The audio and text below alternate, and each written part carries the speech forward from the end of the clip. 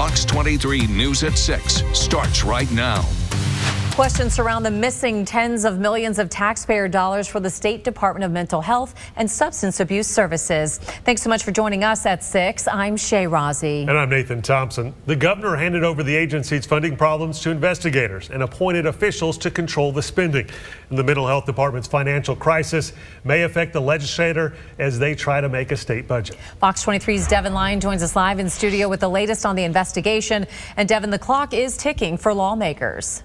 It really is. Weeks are becoming days, but this is the first day since the problem was discovered over a month ago that lawmakers feel they could be getting some actual answers. The budget for this agency impacts mental health care for every Oklahoman, and it is funded by you, the state taxpayers. And you should know this will impact every other part of state government, from schools, roads and bridges, and everything in between. The state legislature is racing to create a balanced budget for every agency, but they can't do that until they get answers from the State Department of Mental Health Services. That agency missed last year's budget by an estimated $63 million. Now, mental health care in Oklahoma and even payroll for employees is uncertain. Are we going to make payroll? So I do believe the agency needs a supplement for payroll, and just agency broadly will need a supplement in 25.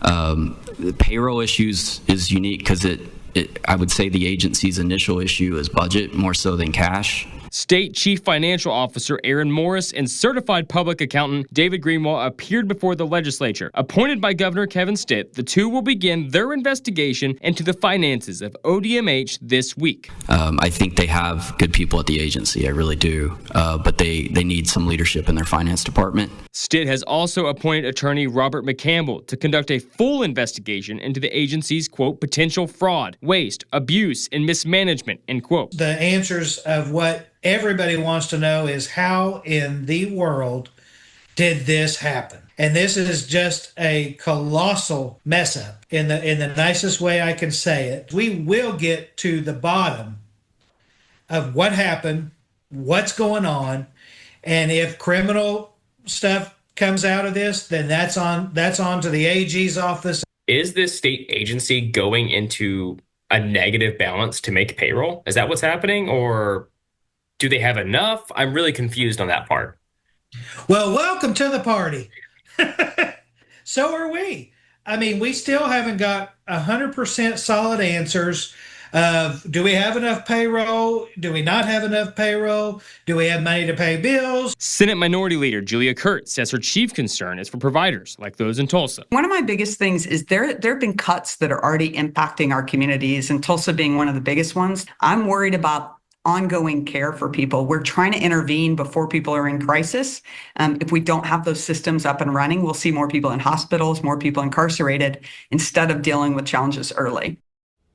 Appropriation talks for every agency are happening all week, including the Legislative Office of Fiscal Transparency, who has their own investigation into ODMH still underway. Lawmakers tell me they're hopeful they could get some actual real numbers for the agency this week. They have until the end of the month to sort all of this out. Live in studio covering news that matters, Devin Lyon, Fox 23 News. The State Department of Mental Health Services says they are currently working with the state to shift their financial model to ensure services to Oklahomans and local providers across the state continue. They say that is not a quick process. We do have their full statement in this story on fox23.com.